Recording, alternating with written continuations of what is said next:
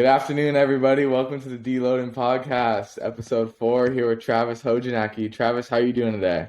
Doing well, Dane. It's an honor to be on. I'm a fan of the program and pretty honored to be here. So Yeah, glad you can make it on here, guys. Travis, I've known Travis as good friends probably freshman year of high school. Grew up together in the Spokane area. Played quarterback all through until what, your junior year of high school? yeah, junior year, then I switched to receiver. So Yeah, went to Gonzaga Prep, played football there, and now is attending Washington State and is a Seahawk fanatic, everybody. yeah, we'll talk about it later in the show, but not super Yeah. sure what's going on. But Yes, so they definitely got the edge over the Jaguars this season. Don't want to talk about that, but let's just say Travis knows his stuff. So great having you on, Travis. Let's get right into it, man. Yep. So of course, the big dance has been going on here the last couple weeks. We're down to 4 teams. Duke is playing Carolina, Kansas, and Villanova. Travis, what are some of your biggest takeaways from the tournament, and who do you got winning it on Monday night in New Orleans?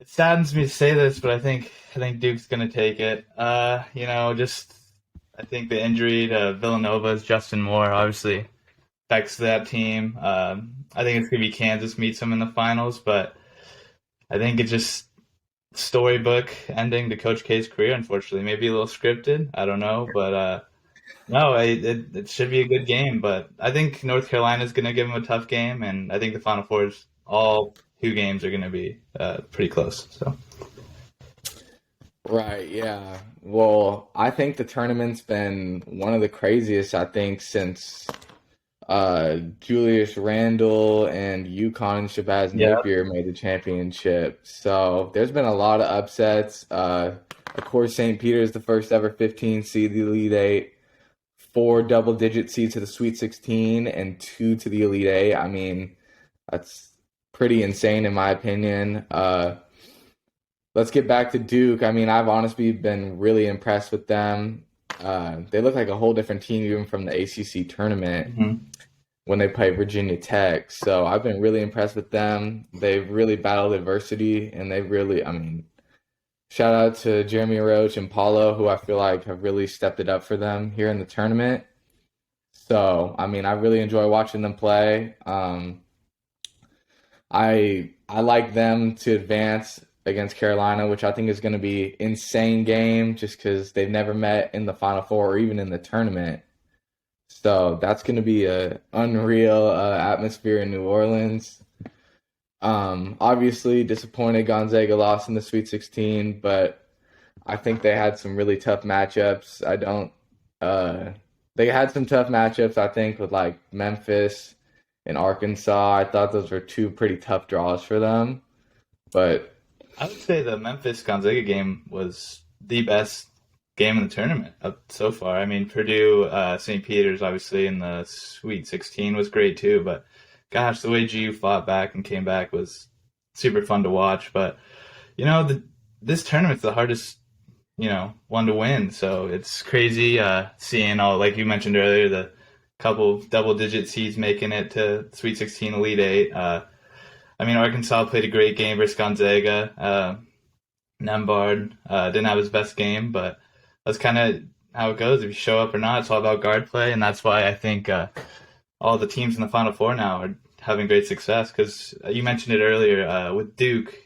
Jeremy Roach was criticized earlier in the year, but he's really stepped it up, especially versus was it Texas Tech? Yeah, Texas Tech, and then AJ Griffin, their center too, has came alive. So, but yeah, the tournament's been super fun. Obviously, wish Gonzaga made it a little bit farther, but it's March, so yeah, I'm gonna have to agree with you. I do like Duke and Kansas to advance, but right now, if I were to pick, I feel like Duke is definitely probably the favorite heading in. But like you said, the favorite doesn't mean anything. I mean, it just takes one bad game to get knocked out. So that's just how the tournament it is. I will say though on the game versus North Carolina versus Duke, it's gonna be very interesting with North Carolina's bigs, obviously Baycott and Brady Manick. I think they might give Paulo kind of a run for their money, but I think just Duke's just well-rounded team. They kind of give me the 2015 championship vibes a little bit. You know, when they had Jahlil Okafor, who was a lottery pick but was a bust. But you know, Paulo's their lottery pick guy. You know, Tyus Jones, they had the point guard, Justice Winslow, kind of like a Wendell Moore and Jeremy Roach a little bit kind of vibes, but not so much senior leadership. But I think it's gonna be a great game, and I think Duke's gonna win it all. Right, it should be fun to watch. We will both be tapped in Saturday night and Monday night for the championship game in New Orleans. All right, let's get to this. Like I said, y'all, Travis is a Seahawk fanatic, and we know the big news that Russell Wilson was traded to Denver for Drew Lock and some picks. Travis, who do you think won the trade, and just what are your thoughts overall on Russ out of Seattle to Denver? You know, I can't say who won the trade yet because obviously we have to wait and see. But I mean, first reaction, I was devastated. You know, growing up, you know, I went to Russell Wilson's camps as a younger guy. But the fact that it was Drew Lock, Noah Fant, who's a good player, Shelby Harris, who's going to be a good defensive end, which we need, and the picks, I do think they could have got another first, but you know, I don't think Drew Lock's the guy. It'll be interesting to see what they do at 9. There's a lot of talk about Malik Willis out of Liberty, but I personally would like Sauce Gardner, the cornerback from Cincinnati, to kind of solidify that defense for the coming years. But, you know, obviously Denver made the trade because, I mean, the AFC West, Dane, it's intense. So you kind of got to make a move. I think that's a great move for Russell. I think tension was obviously building, and he was kind of going out the door anyway, so... I mean, obviously, I'd love to get more in the trade, but anytime a Seattle legend goes, it's kind of sad to see. Right, yeah. I mean, my guess is I think Denver, they got the star player. That's usually how it goes. The star player usually wins the trade. And honestly, like you said, I'm seeing all these trades for receivers, which we'll get more into later, but I just feel like Seattle could have got another first or second round pick easily. I agree. Yeah, it'll be interesting to see though, because I mean, I hope they do not trade for Baker Mayfield, but you know, I'd write it out with Drew Lock for a year, kind of see how we go. Pete Carroll says we're not tanking, but I mean, with Drew Lock as your quarterback in the NFC West, which is a little bit down this year, other than the Rams and Niners. I think there's a lot of trouble going on in Arizona, so I'm going to leave them out of it. But, it's just a tough division. I think we're obviously might finish last, but hopefully we'll get a good draft pick and can capitalize on it in the next coming years. Right. I think it's going to be interesting to see how Pete Carroll does without Russell Wilson, too. I will say that. I've definitely been a team. I am surprised that Schneider Carroll outlasted Wilson. I was saying it last year. I was advocating for Pete Carroll to get fired just because I think his coaching style and play style is a little out of what the NFL is now. But, I'm not calling the shots up there. But hopefully we can get a couple young guys with those draft picks they got us. Maybe add another free agent. But because we have a lot of cap space, and obviously the cap in the NFL is going up. But I will say the most heartbreaking out of that horrid day was Bobby Wagner, too. Honestly, I think that kind of hurt me more than the Russell Wilson trade, because the Russell Wilson trade was kind of had a feeling it was going to happen. It still obviously caught me by surprise, but I mean, obviously it happened today. Bobby signs with division rival Rams. I mean, I don't know where they have the cap space to get all these guys, but right. And then, they didn't even mention to Bobby that he was getting released, and it was kind of just a shock to everyone. I kind of could see it coming with, us transitioning to the rebuild, but still hate to see a leader like that go. 2 leaders.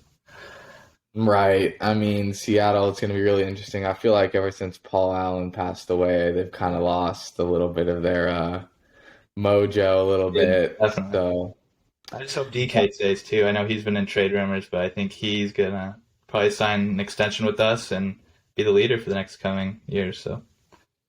Right, it's very interesting for sure. Speaking of other news in the NFL, there's a lot of drama this past year and a half about Aaron Rodgers in Green Bay.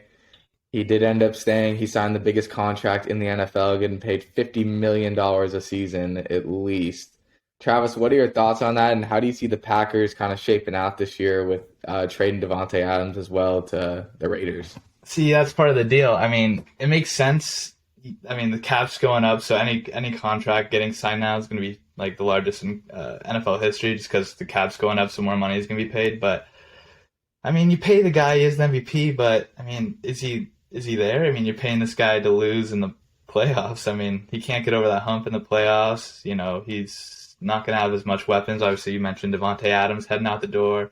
And I believe Marquez Valdez-Scantling went to the Chiefs. I could be wrong, but I mean, unless they get some guys in the draft, I think they not overpaid him, but it just kind of put themselves in a bind with the cap space. I mean, you drafted Jordan Love a couple years ago. Do you just hold on to him, or what's the deal with that? Do you drop him off? But I don't know. I think I obviously have opinions on Aaron Rodgers. He's a great quarterback, but just kind of guy he is and the age and where the team was going, I don't know if I would have extended him with that much money. But Yeah, I mean, I think you have to hang on to him, but I think this is definitely going to affect the Packers overall as a team. Like, I don't see them as a Super Bowl team. yeah, that's Definitely the thing. not. You can't get rid of the MVP. So, but it's a lot of money. Yeah, yeah. I mean, I see them making the playoffs, but I don't see them making any noise. I mean, honestly, that game against the Niners, it looked like Aaron Rodgers didn't really trust any other receivers Mhm. besides Devontae Adams. So, Well, that uh, division's a cakewalk. I mean, he's into the playoffs every time, but then once he gets to the playoffs, he kind of,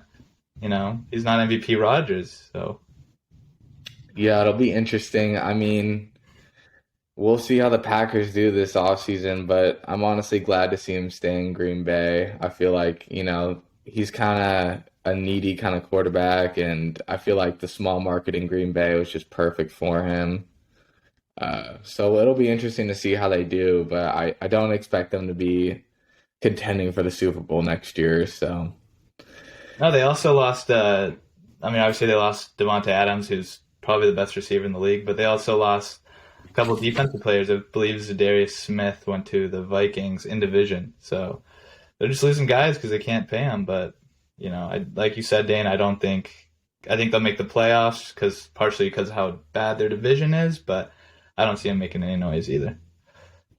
all right, guys, here, episode 4 of the DLoading podcast here with Travis Hojnacki. Guys, make sure to like, comment, subscribe, all that good stuff. Going to be trying and uploading every single Friday weekly. Travis Hojnacki here. Let's get into another topic, Travis. The NFL, I feel like, has just so many offseason trades this year. It's been unreal. But one of the best receivers in the game, Tyreek Hill, headed out to Miami to play with Tua and the Dolphins.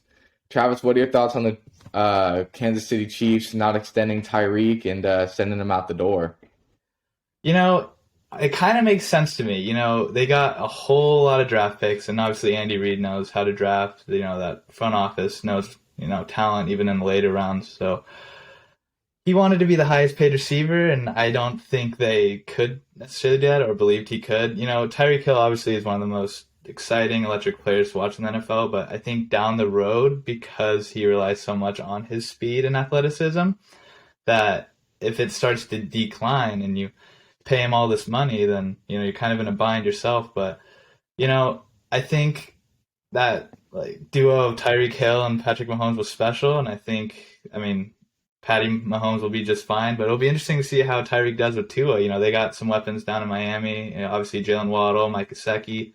They have Devontae Parker right now. Maybe they'll try to switch him, but kind of just depends how Tua plays too. But I mean, I think the Chiefs will be okay. I mean, they'll load up on the draft picks, and Travis Kelce's gonna have a big year. Juju Smith-Schuster also signed there, so I think it was a win-win trade. Tyreek obviously got the bag. He got his money, so I mean, I bet he's happy. But Right. I mean, my biggest takeaway is I feel like the Dolphins are kind of doing what the Browns did with Baker, surrounding him with really good weapons and kind of seeing what he's made of. Is he a starting quarterback in the NFL? Right now, my guess is no, in my opinion, as a GM. So uh, I like that they're surrounding him with really good players. So we're going to see what Tua is made of all this year.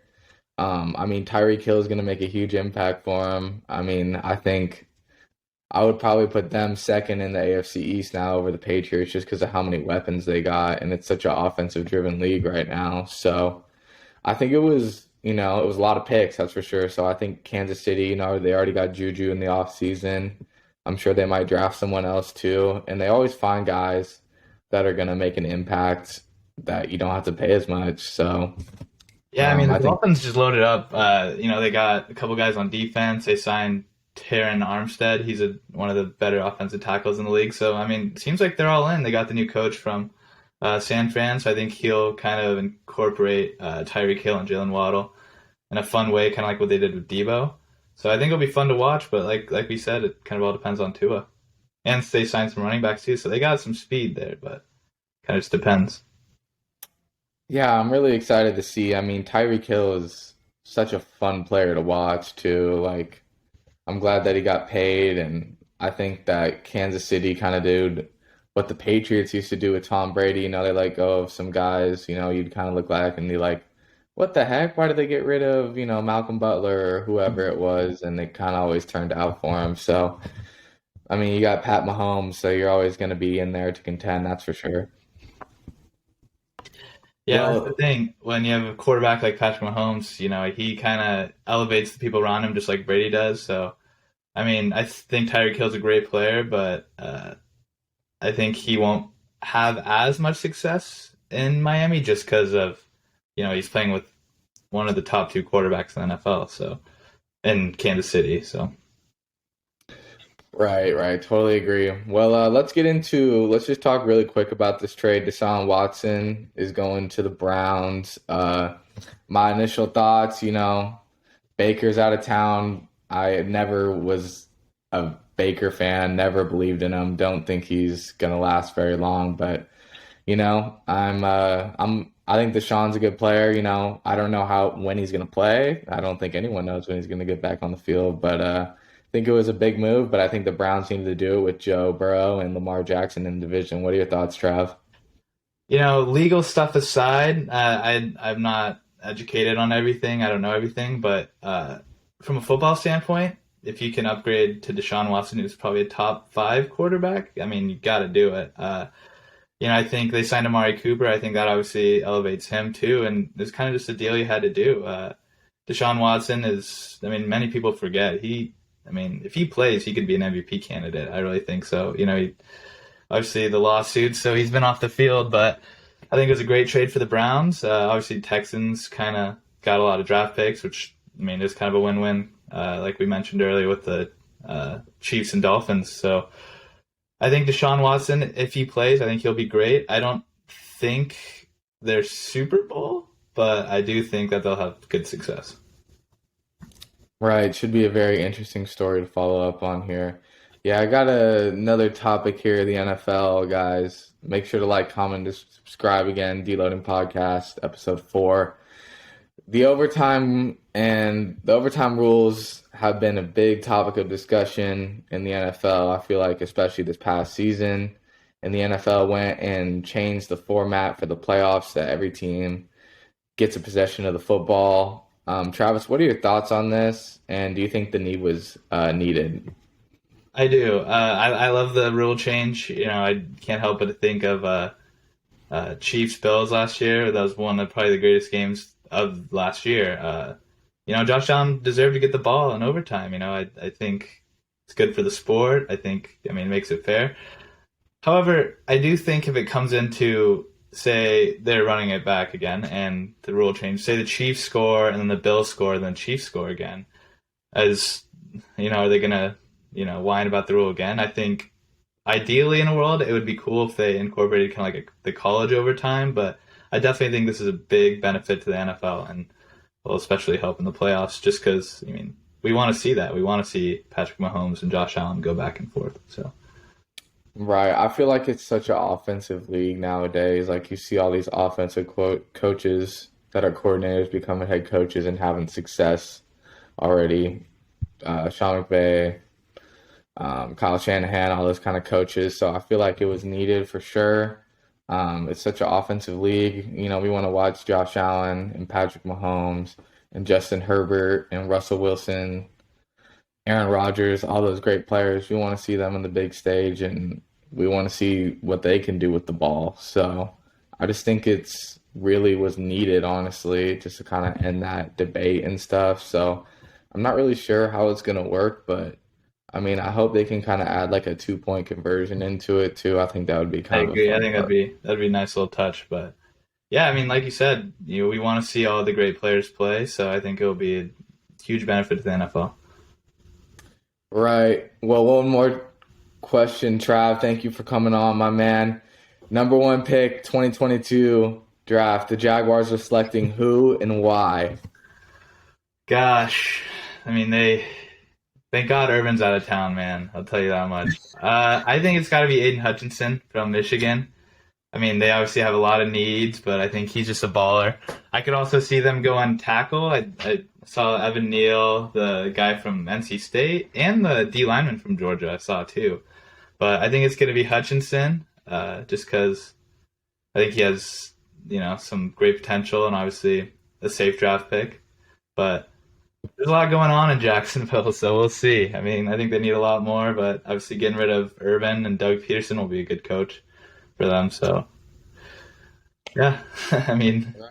I would go with Aiden Hutchinson as well. So the Jaguars got a lot of needs. I know they just signed a Pro Bowl on the line, so it'll be interesting to see how Trevor Lawrence can do in the Jags this next season with Doug Peterson and Christian got Christian Kirk got Kirk. the big too this offseason. You guys got Yeah, some weapons out there for Trevor Lawrence, but I think he. Oh my gosh, just hearing the stories of Urban Meyer not knowing who Aaron Donald was or Jamal Adams. I can't blame him for the Jamal Adams one, but that's just baffling to me. So I think it'll be great for Trevor Lawrence to actually have a coach who understands the NFL and knows how to win a Super Bowl, Doug Peterson. So I think right. on the come up, I do, but I still think they're a couple years out. Oh, I totally agree with that. Well, anyways, guys, that's gonna wrap it up for episode 4. Travis, thank you so much for coming on, man. My NFL fanatic, he really knows what's going on, guys. Trav, always appreciate your time, man. Yeah, if I could just say one more thing, Dan, I told you earlier this week and before we started, this super cool, man. Keep it up. Super fun being on, and it's really cool what you're doing. So just keep it up. Thank you, thank you. Well, that's gonna wrap it up, guys. Make sure to check it out next Friday. We're gonna have episode 5. Travis, thanks for coming on, man. Appreciate it, Dan. Take care.